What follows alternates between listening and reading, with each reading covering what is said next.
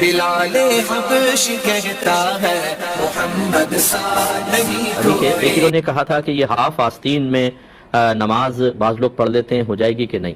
دیکھیں ادب احترام تو یہ ہے کہ اچھا ہے پورا ہو، لیکن اگر کوئی ہاف آستین میں پڑھ لیتا ہے تو چونکہ اتنا حصہ بدن مرد کا کچھ ستر میں داخل نہیں ہے کہ کھلا ستر کا حکم دیا جائے، لہذا بالکل پڑھ سکتے ہیں.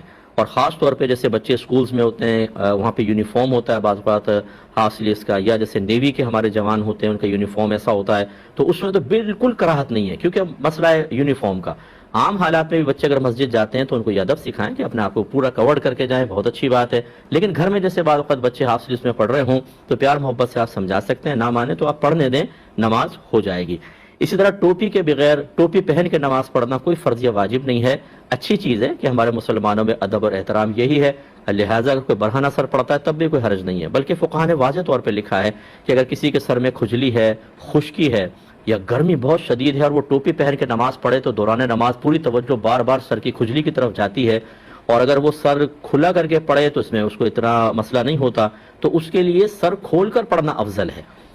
یہ بعض اوقات ہمارے گھر والے دین سیکھتے نہیں ہیں، صحیح سمجھتے نہیں ہیں، وہ ان پہ بچوں کو مار رہے ہوتے ہیں، کھانے سے پہلے ٹوپی نہ پہننے پہ مار رہے ہوتے ہیں، واش روم میں اگر بچہ برہنہ سر جا رہا ہے اس کے اوپر سختیاں کر رہے ہوتے ہیں. لیکن اور بہت سارے معاملات میں وہ حرام اور گناہ کبیرہ بھی کر رہا ہوتا ہے لیکن پتہ نہیں ہوتا کہ کر رہا ہے. جیسے غیبتیں، چغلیاں خود گھر والے کر رہے ہوتے ہیں، بیٹھ کر منہ بھر بھر کے برائیاں کر رہے ہوتے ہیں، وہ برائی نظر نہیں آتی. بچہ بغیر ٹوپی کے نماز پڑھے گا تو ابا جان اس کو ڈانٹنا شروع کر دیں گے. سمجھائیں ضرور، میں نے پہلے کہا، اور اچھا ہے، افضل یہی ہے. سر ڈھک کر ہی کھانا کھانا چاہیے، سر ڈھک کر ہی واش روم میں جائیں، سر ڈھک کر ہی نماز پڑھیں، اس کے ادب ہونے میں کوئی شک نہیں. لیکن اگر نہ کرے تو اس ادب کے خلاف جانے پر کس حد تک آپ سختی کر سکتے ہیں وہ میں آپ کو عرض کر رہا ہوں. تو لہٰذا اس پہ شدت نہیں ہونی چاہیے.